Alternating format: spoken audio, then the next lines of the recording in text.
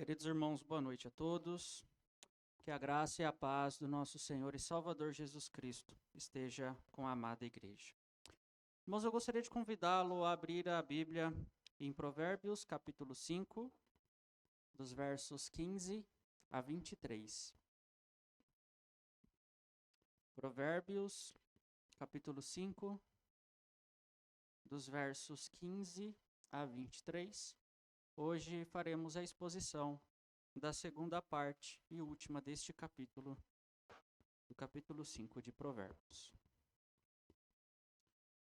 Façamos com reverência, com atenção, a leitura da palavra do Senhor. Beba a água da sua própria cisterna e das correntes do seu poço. Porque você derramaria as suas fontes lá fora e os seus ribeiros de água pelas praças? Que sejam para você somente e não para os estranhos que estão com você. Seja bendito o seu manancial e alegre-se com a mulher da sua mocidade, corça amorosa e gazela graciosa. Que os seios dela saciem você em todo o tempo. Embriague-se com as suas carícias. Meu filho, por que você andaria cego atrás de uma estranha e abraçaria os seios de outra? Porque os caminhos do homem estão diante dos olhos do Senhor, e ele considera todas as suas veredas. Quanto ao ímpio, as suas iniquidades o prenderão, e as cordas do seu pecado será detido. Ele morrerá pela falta de disciplina, e pelo excesso de sua loucura, sai cambaleando por aí. Vamos orar?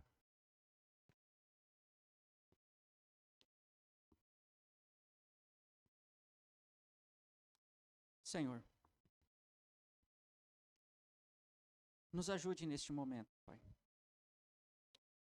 Nos ajude a compreender a verdade da Tua palavra.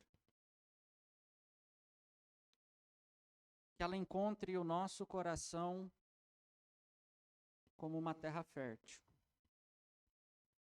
Que os nossos pensamentos estejam cativos ao Senhor neste tempo em que ouviremos a exposição da Tua santa palavra. Ó Senhor, como pregador, não há nada de bom em mim. Não há nada de bom a qual eu possa oferecer aos meus irmãos. Mas pelo Teu Santo Espírito, aplique eficazmente a Tua palavra em nossa vida, em nossa igreja, em nossas famílias. Em nome de Jesus. Amém. Se as instruções dos versos 1 a 14 foram contra a imoralidade, agora o que nós temos, irmãos, são advertências para um viver piedoso e um viver santo. Ao longo dessas exposições, nós temos visto vários contrastes entre a sabedoria e a loucura, e que são estas personificadas por duas mulheres. Isso faz com que as instruções do pai para o seu filho se tornem muito mais concretas, muito mais palpáveis, atingindo não somente a mente, mas a razão também do filho, alcançando as suas afeições, alcançando os seus desejos mais profundos. A imoralidade, como nós vimos dos versos 1 a 14, ela foi apresentada por uma mulher iníqua, por uma mulher devassa, e que destilava mel em suas palavras, em que seus lábios eram mais suaves do que o azeite, mas o seu fim era amargo, como o fel, como diz no verso 3. Existe morte em seu caminho, como diz no verso 5, e por não ouvir a instrução de seu pai, o fim daquele filho será terrível. Há uma ideia de destruição, uma ideia de ruína, uma ideia de lamento, como nós vimos nos versos 11 ao 14. Como ainda veremos nessas exposições, a loucura é como aquela que diz para os que não têm juízo: a água roubada é doce, e o pão comido às escondidas é saboroso. Porém, eles não sabem que ali estão todos mortos, como diz Provérbios 9, 17 ao 18. Provérbios 2, 16 diz que essa mulher que lisonjeia com palavras é a que faz esquecer a aliança do seu Deus. Também no verso 17. A instrução ao filho, irmãos, ela segue nesse 8º apelo, mas nessa segunda parte, a instrução de sabedoria agora é para a vida conjugal, para uma vida santa, para uma vida piedosa. Se a imoralidade, como nós vimos, ela produz a morte, um relacionamento santo produz vida. Se o findar do mel tinha o gosto amargo do fel, o quadro agora nos mostra fontes de alegria e de vida jorrando para todos os lados. Se antes te livrava da imoralidade sexual, agora ela te conduzirá, a sabedoria nos conduzirá para uma santa fidelidade. E é sobre isso, é sobre este assunto que nós meditaremos nesta noite. A sabedoria conduzirá para a fidelidade. Como primeiro ponto, irmãos, dos versos 15 a 19, o que nós vemos é um relacionamento piedoso. Quando nós pensamos na ideia de piedade, muitas vezes pensamos em algo sem vida, em algo que é triste, apático, como caminhar por um parque num dia chuvoso, ou passear na praia em dias frios. Nós temos uma ideia errada do que é a piedade. Nós vemos a piedade como um sinônimo de vida privada, de vida reclusa, sinônimo de tristeza. Infelizmente, este pensamento, ele tem permeado o nosso meio. E cristãos modernos não enxergam mais a alegria em Cristo, não veem o amor brotando de seu santo trono. Calvino, ele vai dizer que a verdadeira piedade, ela consiste em um sincero sentimento que ama a Deus como Pai, enquanto teme, o reverencia como Senhor, abraça sua justiça, teme ofendê-lo mais do que a própria morte. Paulo, de modo muito mais resumido do que Calvino, em Filipenses capítulo 4, verso 4, ele vai dizer: alegrem-se sempre no Senhor. Outra vez vos digo, alegrem-se. E além da piedade, outra coisa que tem sido distorcido em nossos dias é o casamento. É o relacionamento entre o homem e uma mulher. Aonde a sociedade mostra que essa união já não se faz mais tão necessária. Ou que a fidelidade são coisas de pessoas do passado, coisas antigas, retrógrada.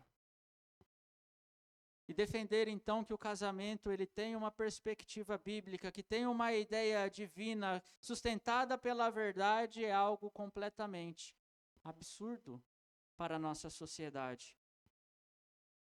Nós esquecemos que por trás disso existe a bela verdade. Por isso o homem deixa o pai e a mãe e se une à sua mulher, tornando uma só carne, conforme diz em Gênesis 2:24. Ou até mesmo como alguns cristãos que pensam que o casamento é algo sem vida. O que Salomão, irmãos, ele vai nos mostrar nesta passagem é a alegria no leito matrimonial. A sua linguagem é de vida no relacionamento entre homem e mulher. Quando nós estudamos um pouco mais este texto, olhamos algumas terminologias, alguns comentários, o que Salomão está falando é realmente do leito, é realmente do âmbito do relacionamento entre o homem e a mulher. E ele usa figuras de linguagens poderosas para dar vida a isso. Ele vai usar a ideia da alegria, da vida jorrando entre o casal. Então ele usa expressões como cisterna, como poço, como ribeiro, como manancial. O que temos aqui é uma forte ideia de prosperidade naquele âmbito conjugal, naquela cama realmente. Lembremos de Isaac, pois foi em um poço que ele encontra a sua amada. E como Deus o abençoava à medida que ele cavava poços, ainda que pessoas tentavam entulhar os seus poços, mas mesmo assim Deus manifestava a sua graça, a sua misericórdia. As comunidades eram formadas nas proximidades daqueles mananciais, de maneira que a vida se estendia por toda uma região. Em uma terra seca e árida, grande bênção eram esses poços. E com essa ideia é que Salomão apresenta a bênção da fidelidade para o seu filho.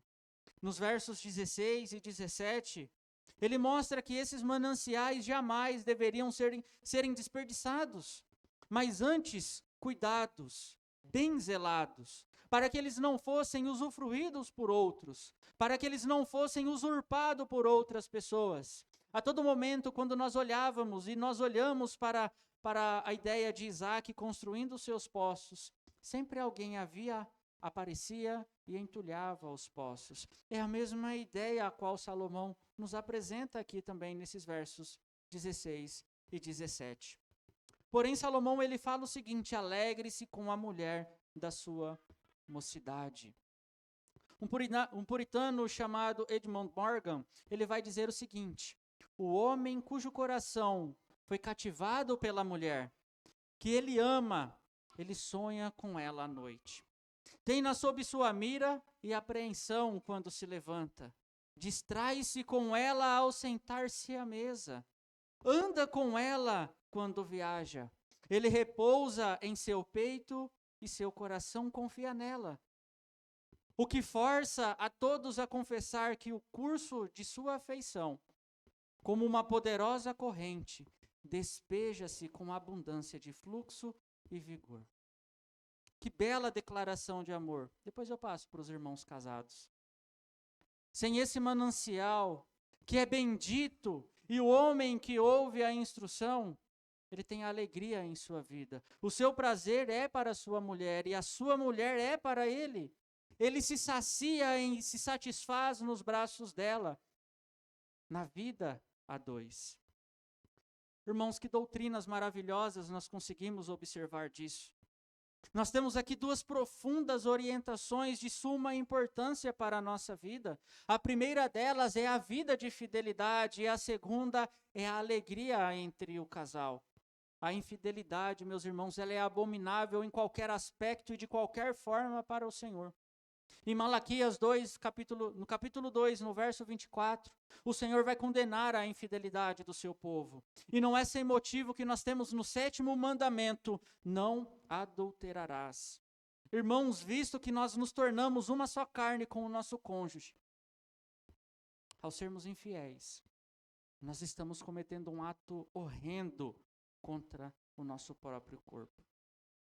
É como se estivéssemos tomando deliberadamente uma dose de veneno por dia, sabendo que isso causará a nossa morte. Sabendo que isso será a nossa ruína. Isso também nos faz um alerta contra a filosofia dos nossos dias, irmãos. E é triste nós vermos isso. Mas muitas vezes, dentro da nossa filosofia moderna, o que nós temos não são homens e mulheres casados uns com os outros, mas a impressão que nós temos é que o homem ou a mulher, eles estão casados com seus próprios filhos. Ignoram completamente o seu cônjuge. Isso é uma ideia antibíblica. Eu sei que isso pode parecer estranho, pode soar meio avesso a tantas coisas que nós ouvimos. Mas quantas mulheres abandonam o seu leito matrimonial por causa de seus filhos, os colocando como prioridade no relacionamento? Quantos homens ignoram as suas esposas, colocando assim também os seus filhos?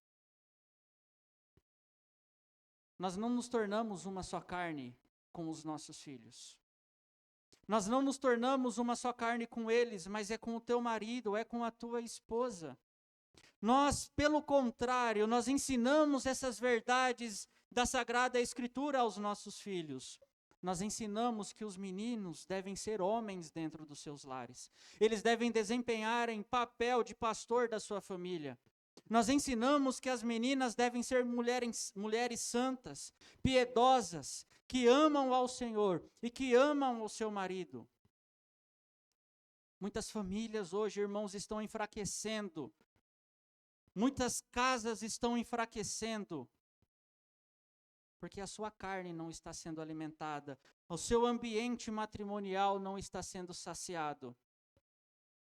Que o seu marido seja a sua fonte de prazer, não o teu filho. Que a tua esposa seja a tua fonte de prazer, e não o teu filho. Não deis lugar ao diabo, irmãos. Quantas e quantas vezes nós ouvimos, nós acompanhamos e testemunhamos famílias destruídas, porque os papéis dentro do ambiente familiar têm sido desprezados. O homem não tem desempenhado o papel de sacerdote, rei e profeta da sua casa. O homem, ele não tem pastoreado a sua família, não tem amado a sua família. E quantas mulheres também, da mesma forma, não têm amado ao Senhor em primeiro lugar e não têm respeitado a autoridade do marido. Não é uma autoridade imposta, não é uma autoridade machista, como muitos dizem, meus irmãos, mas é a ordem daquilo que as Escrituras nos estabelece como padrão de vida. Nós aprendemos também sobre a verdadeira alegria que deve habitar entre o casal. Não é uma alegria, meus irmãos, desprovida de intencionalidade e de intensidade, mas ao contrário, é um relacionamento conduzido pelos princípios da Escritura. Logo, não pode ser algo triste, sem vida, simplesmente conduzido pela obrigação da procriação ou coisa parecida. O casamento deve ser subordinado pelo amor de Deus. Thomas Taylor, ele escreveu o seguinte: todas as pessoas casadas devem, acima de tudo, amar, respeitar, valorizar a graça que há no outro. Não baseie o teu amor sobre beleza, sobre riqueza, porção, juventude ou tais fundamentos falidos e falhos, mas lança o primeiro em Deus e na graça que Ele te susterá. Isso fará com que o nosso relacionamento, meus irmãos, seja intenso, seja fértil, cheio de vida. Os maridos e as mulheres, eles deveriam ser como dois amigos, doces amigos, gerados sobre uma constelação, vai dizer Daniel Rogers. Deve haver intensidade, intencionalidade, amor, deve ter respeito, deve ter carinho um para com o outro. Fidelidade e alegria, meus irmãos, essas são duas profundas verdades que nos conduzem a um relacionamento santo, a um relacionamento piedoso, a um relacionamento que tem a sabedoria como conselheira e os braços do amado como a sua própria proteção. Aplicando esta verdade, irmãos, à nossa vida, quando nós olhamos para Gênesis capítulo 39, nós temos José se deparando com uma mulher lisonjeira, que o assediava diariamente, que lhe dizia: venha para a cama comigo hoje. E a ação de José, somadas à orientação de Salomão, é: por que você derramaria das suas fontes lá fora e os seus ribeiros de águas pelas praças?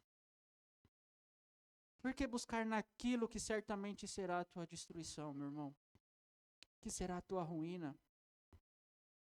Meus irmãos, quantos hoje têm buscado prazer fora do matrimônio? E a pergunta que eu dirijo a você nesta noite: se esta é a tua condição, se esta é a nossa condição diante do Senhor, será que nós temos buscado o prazer fora do nosso matrimônio? Não falo somente de relações extraconjugais, meus irmãos, mas quantos estão embebidos nos dias de hoje pelo veneno da pornografia, da imoralidade, da perversidade, de pensamentos torpes, coração entorpecidos pelas seduções deste mundo, pelos prazeres deste mundo. Quantas irmãs vivem uma vida fantasiosa de um relacionamento de contos de fadas, buscando a satisfação nos pensamentos e nos anseios do seu coração. Ah, se ele fosse assim, se ele me tratasse de tal e de tal maneira. Ah, se ela fizesse isso, se ela fizesse aquilo. Meus irmãos, se nós não temos encontrado a felicidade no nosso leito, eu ouso a dizer que Cristo já não tem habitado em nossa residência há um certo tempo. A casa encontra-se empoeirada e abandonada. Ouça a sabedoria. E ela te livrará da mulher adúltera. Ela te conduzirá para os santos mananciais, que produzirão vida e satisfação para você. O relacionamento piedoso é aquele que reflete Cristo em todos os aspectos, em todos os ambientes. O amor do marido é um amor orientado pela verdade do Evangelho, onde lhe é requerido que ele deve amar a sua esposa como Cristo amou a sua igreja e se entregou por ela, conforme diz Efésios 5:25. E que unidos eles devem viver em uma só carne. Que a imoralidade sexual, que todas as impurezas ou a avareza nem sejam mencionadas entre vocês. Como convém a santos, conforme diz Efésios capítulo 3, verso 5. Que a santidade, meus irmãos, conduza ao nosso leito. Que nós possamos desfrutar das graças de Cristo, amando um ao outro e nos deliciando, sim, nos braços um do outro. Que a tua satisfação, que a alegria do teu coração seja o teu cônjuge. Seja a tua própria carne, aquele a qual você foi unido pelo Senhor. Pois, meus irmãos, se nós buscarmos prazeres fora do nosso leito, o que teremos é uma terra seca, árida, morta, sem vida. Seremos conduzidos, ainda que por lábios suaves, mas o nosso fim é amargo. Teremos algo venenoso em nossas gargantas. A segunda parte, onde ele vai falar dos versos 20 a 23, nós temos ali santas advertências. Advertências que concluem todo este capítulo, todo este oitavo discurso do Filho. Então ele vai considerar dois atributos primariamente de Deus. Salomão vai trabalhar e vai falar sobre a onisciência de Deus no verso 21, e depois ele aplicará a justiça de Deus nos versos 22 e 23. Mas antes, no verso 20, a pergunta feita expressa um assombro, pois mesmo diante dos apontamentos, seria possível ainda assim escolher um relacionamento com uma mulher lasciva? A pergunta retórica expressa uma admiração e a indignação quanto a esta possível alternativa, uma vez que é revelada a problemática do caminho da mulher imoral. Seria possível ainda ao filho escolher e encontrar aconchego no peito desta mulher? Isso só seria possível se este ignorasse a sabedoria e andasse como um cego, tateando por ermos hostis. O que é acentuado ao concluir este discurso, meus irmãos, é que não adianta o filho tentar agir no oculto. O pão comido às escondidas é saboroso. Provérbios 9:17. Ainda que tal homem venha a esconder os seus passos, da sua companheira, ele ainda está diante dos olhos. do Senhor. Precisamos nos lembrar, irmão, de que toda sabedoria proferida, toda instrução de provérbios está sustentada pelo temor ao Senhor. Pois é o princípio do saber, mas os insensatos desprezam a sabedoria e o ensino, conforme nós já vimos em Provérbios 1:7. Aquele que comete adultério pensa equivocadamente que ele pode agir na escuridão, sem que ninguém perceba. Mas o Senhor vê todas as coisas. E não somente ele vê todas as coisas, mas ele também age com justiça. O homem imoral, ele não poderá se esconder da justa e da poderosa mão do Senhor. Este morrerá pela falta de disciplina. Sua loucura levará à destruição. Sim, ele vai terminar os seus dias gemendo. No fim da sua vida, você ficará gemendo quando a sua carne e o seu corpo se consumirem, conforme diz no verso 17. Esses dois últimos versos, irmãos, faz um contraponto com toda a instrução apresentada ao longo desse discurso. Se ele encontraria prazer em ouvir as instruções, conforme diz nos versos 19 e 20, ou se ele rejeitaria e morreria cambaleando pelo seu excesso de loucura.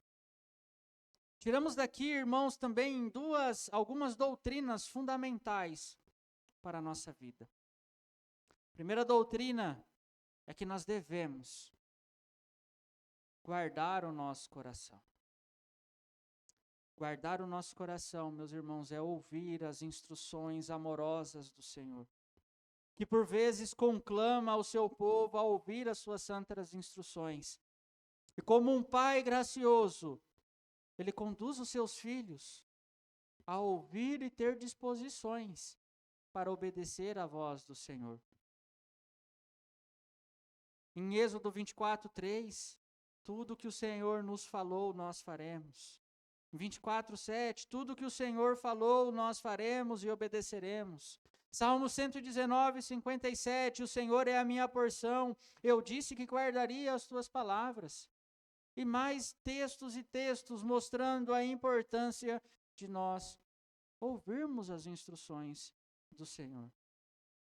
O Senhor Jesus ainda fala, aonde estiver o teu tesouro, aí estará também o teu coração. Meus irmãos, nós temos aprendido que o nosso coração é a fonte dos nossos desejos. É o nosso coração que vai conduzir a nossa vida. E que toda árvore ela é conhecida pelo seu fruto. Mas não é simplesmente por frutos externos, mas é por frutos internos. Por desejos, por vontades, por anseios do nosso coração. Meu irmão, minha irmã, como tem sido o teu coração? Será que nós temos nos pegado a devaneios e a loucuras que têm nos conduzido a uma vida imoral, a uma vida onde o Senhor não é glorificado e não é exaltado em nossa mente e em nosso coração? O que tem conduzido o teu coração? O que tem conduzido a tua mente? Tem o teu coração realmente anseio e desejo pelas verdades eternas do Senhor? Ou o que te seduz e o que te satisfaz são prazeres momentâneos e passageiros?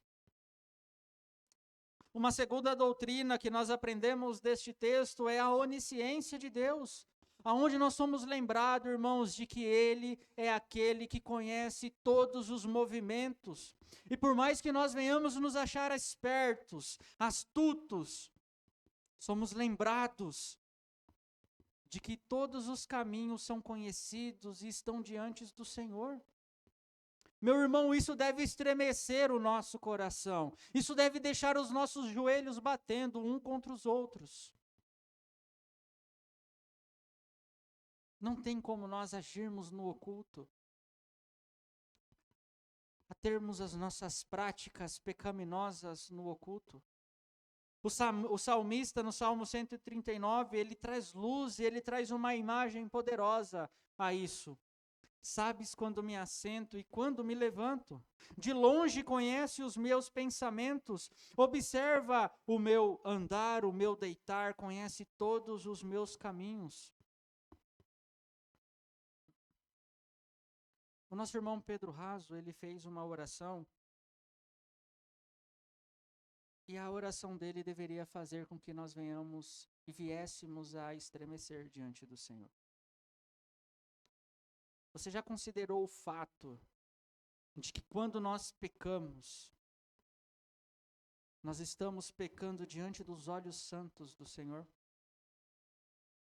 Você já parou para pensar que, por mais escondido que nós estejamos, é diante da face dele, da pavorosa face de um Deus santo, cujos até os anjos se cobrem diante dele. Você já parou para refletir que é diante de Deus, de um ser completamente santo, que você está pecando?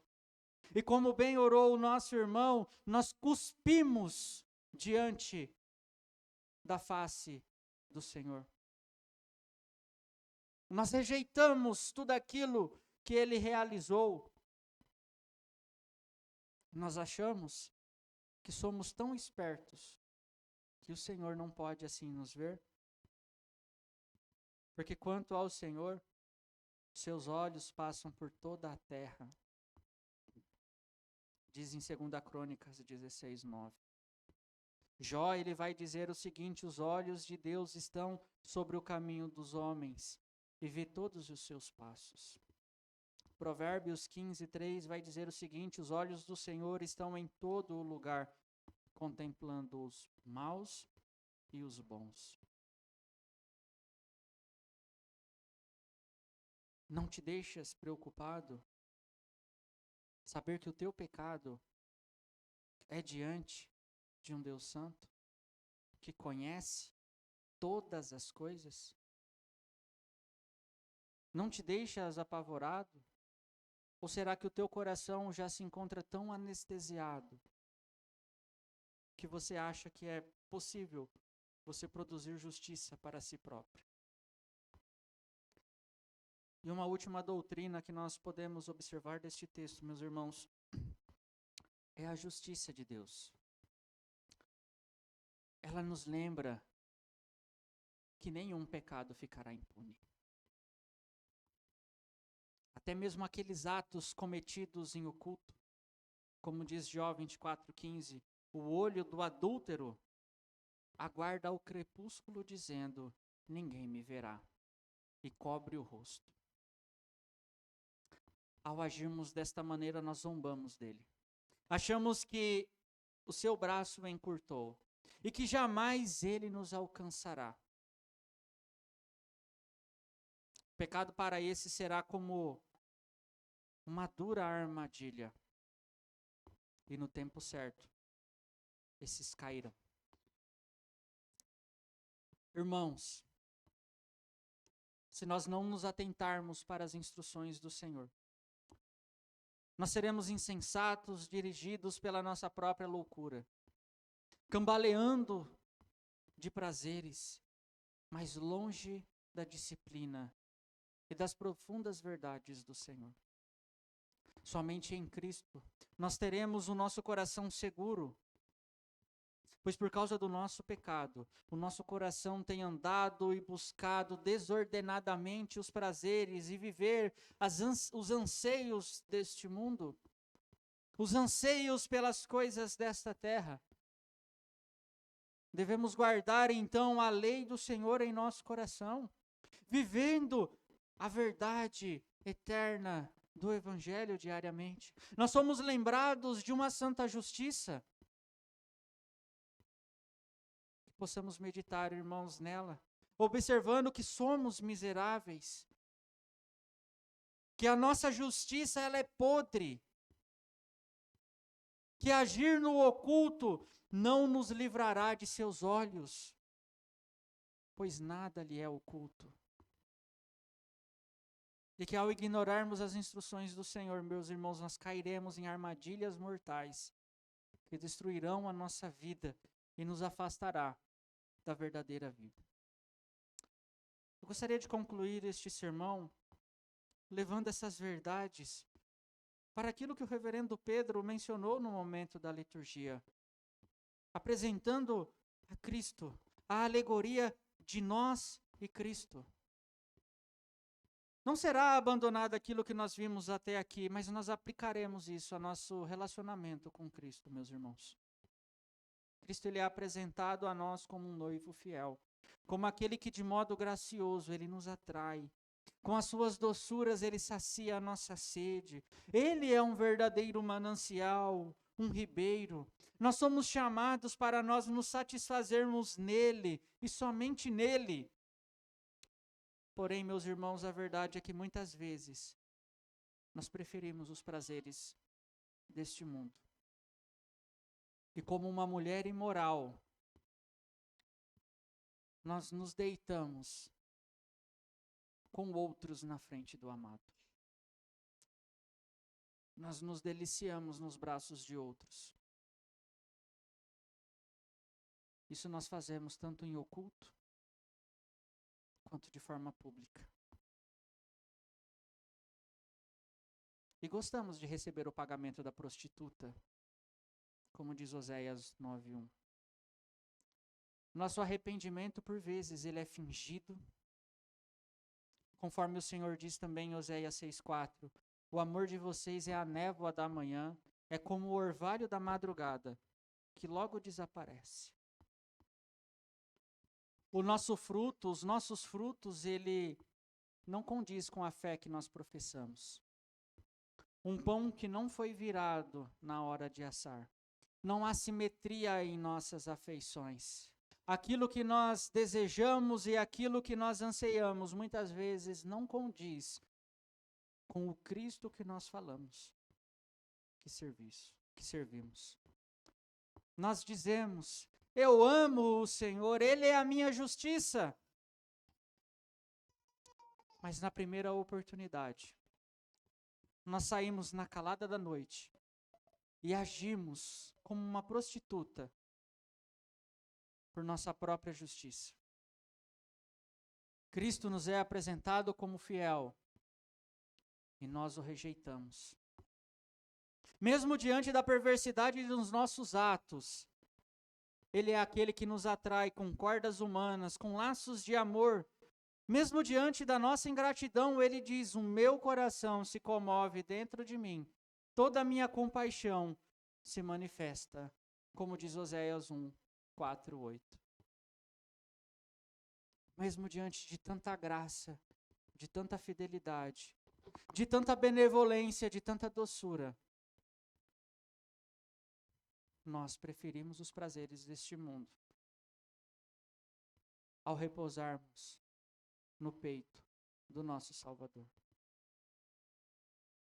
Quantas vezes, meus irmãos, nós somos conduzidos por pensamentos imorais, devassos, e isso não nos pesa mais no coração. Nós até alimentamos esses pensamentos, afinal, ninguém está vendo. Ninguém está contemplando.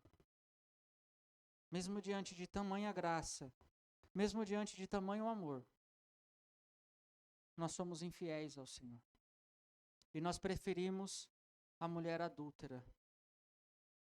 Nós positivamente, infelizmente, respondemos ao verso 20 com um sim. Meu filho, por que você andaria cego atrás de uma estranha e abraçaria os seios de outra? Qual seria a nossa resposta diante deste questionamento? Diante de um Deus tão gracioso, de um Deus tão santo? Por que nós preferimos nos prostituir, ao invés de permanecermos fiéis ao Senhor? Hoje, nós estamos diante da mesa do Senhor. E através desses elementos, nós somos lembrados de sua aliança, de seu amor, de sua morte. Lembrar da morte de Cristo, meus irmãos, implica em um pensamento sério e contemplativo sobre os sofrimentos de Cristo. Alimentado e sustentado por uma fé sólida, não por uma imaginação fértil. Paixões naturais podem até ser despertadas pelo poder da imaginação, representando a história do sofrimento de Cristo, como algo muito triste ou trágico. Mas afeições piedosas, meus irmãos, e devotas, são melhores acesas pelas considerações de Cristo, como propiciação por nossos pecados e salvador de nossas almas. E este é o objeto da fé, não da fantasia. Devemos olhar para Jesus como ele é representado no Evangelho, recebê-lo conforme a palavra o revela e contemplá-lo assim, tendo os elementos em nossas mãos, que nós possamos nos lembrar da fidelidade dele, do seu afeto, e que possamos de fato, irmãos, nos arrependermos da nossa infidelidade, da nossa promiscuidade, da nossa imoralidade e da vida imoral que nós temos vivido. Que o nosso leito seja banhado pelas doçuras de Cristo. Que a nossa casa seja recheada e seja satisfeita pelas doçuras de Cristo. Que o nosso leito tenha as marcas de Cristo, por uma vida prazerosa, por uma vida que contempla o Senhor, que o adora, que o reverencia, que se satisfaz primeiramente no Senhor, no Deus da sua salvação. Isso é viver uma vida piedosa. Isso é viver uma vida santa. Uma vida que reflete a Cristo.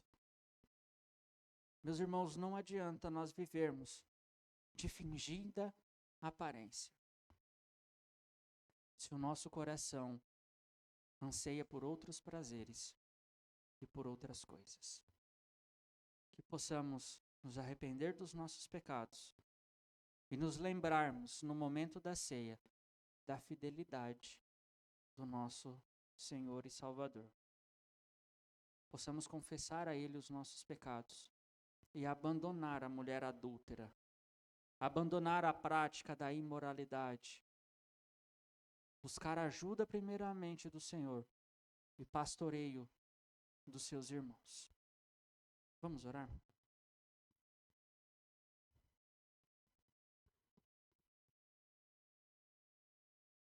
Senhor,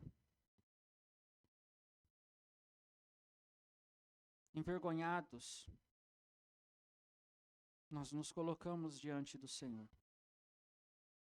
Envergonhados por causa do nosso pecado. Envergonhados por causa da dureza do nosso coração.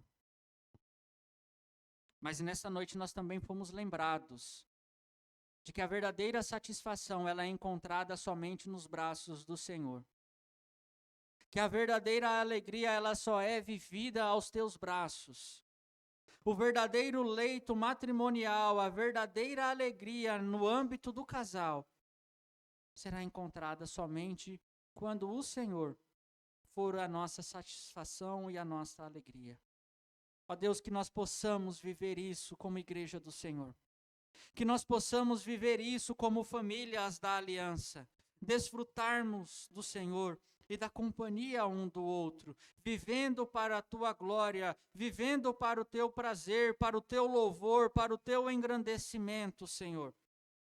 Que o Senhor seja a satisfação do nosso coração, que o Senhor seja a nossa verdadeira alegria, que nós venhamos nos lembrar que nós não estamos longe dos teus olhos, longe das tuas misericórdias, longe da tua justiça, mas nós fomos lembrados de que o Senhor contempla a tudo e a todos.